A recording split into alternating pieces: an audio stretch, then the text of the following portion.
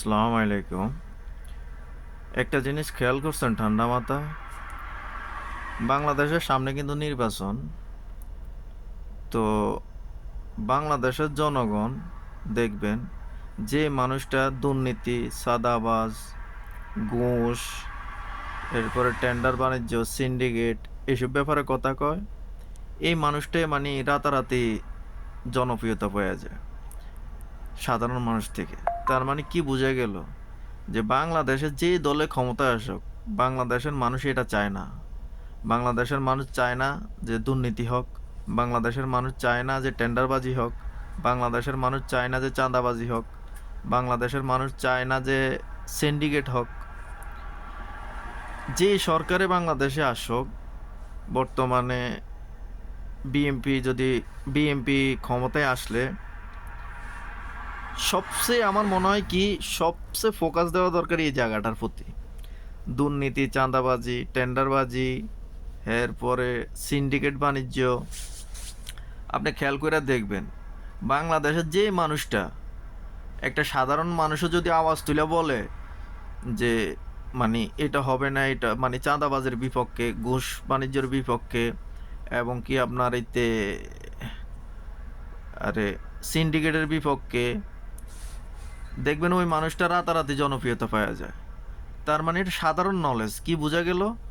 যে আমাদের বাংলাদেশের মানুষ শান্তি চায়, চাঁদাবাজিও চায় না, ঘুষ বাণিজ্যও চায় না, বিনা কারণে কেউ মাইরা ফালাক সেটাও চায় না, এবং কি টেন্ডার বাণিজ্যও চায় না।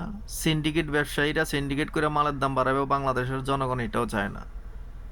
তার মানে এই জিনিসটার দিকে ফোকাস দেওয়াটা খুবই জরুরি। আর আমার মনে হয় শুধু বাংলাদেশের মানুষ না, বিশ্বের সব জায়গার মানুষ এই এই কাজগুলারও অপছন্দ করে এবং ঘৃণা করে, নিন্দা করে। তো কিছু কিছু খারাপ মানুষ আছে, তাদেরকে খারাপ মানুষ বলবো।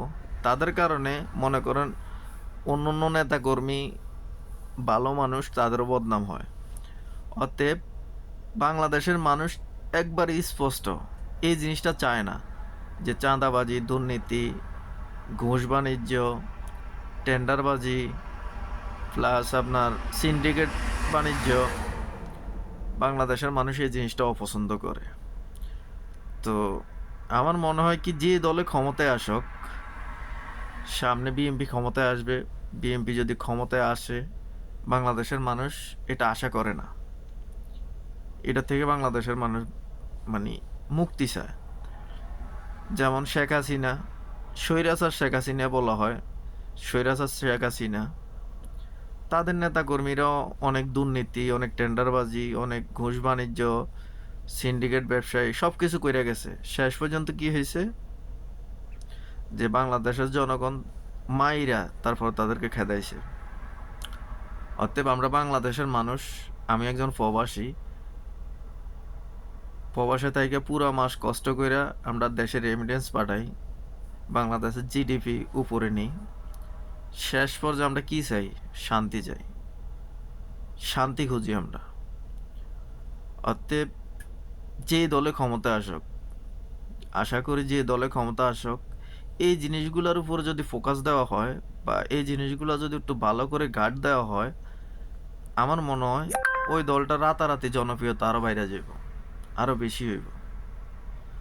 বাংলাদেশের মানুষরা আপনি একবেলা খাওয়ায় 10 টাকা দিয়ে যতটুকু খুশি না করতে পারবেন, যদি এই যে টেন্ডারবাজি, চাঁদাবাজি, দুর্নীতি, ঘুষ এগুলো বন্ধ করা হয়, মানুষ এর চেয়ে বেশি খুশি হবে আপনার উপরে। এটা মানতে হবে। কেননা মানুষের যে কোনো একটা কাজের জন্য, একটা ফাইলের জন্য, যেখানে 10 মিনিটের কাজ ওইখানে মাসকে মাস হাঁটতে হয়। ঘুষ না দিলে ফাইল হাঁটে না। আর সাধারণ আপনার গ্রাম অঞ্চলে ইউনিয়ন পরিষদ, সাধারণ মানুষ গ্রামে ইউনিয়ন পরিষদে গেলে ওইখানেও আপনার যে 5 মিনিটের কাজ 1 সপ্তাহ লাগে, তাও ঘুষ দিতে হয়। তাহলে বুঝেন সাধারণ মানুষ কত হয়রানিতে আছে। ভূমি অফিসে গেলে একই অবস্থা, থানায় যান, কোন জায়গা যাবেন মানে কোন প্রতিষ্ঠানে যাবেন, সব জায়গায় একই অবস্থা। সরকারি চাকরিজীবী যারা বসে রয়েছে এরা মনে হয় কি হেগোয় দেশ, মানে হেগোয় সব কিছু। এরা জনগণের সাথে, মানুষের সাথে যেভাবে ব্যবহার করে, আছে কিছু ভালো মানুষ আছে, আর এই কারণে চলতেছে। তো মানুষ এগুলোর থেকে মুক্তি চাইতেছে। আর এসব ব্যাপারে দেখবেন যে কথা বলে অনলাইনে অফলাইনে এও রাতারাতি জনপ্রিয়তা পায়। কেন পায়? মানুষ এটা চায়, এটা বুঝতে হবে, এটা সাধারণ জ্ঞান।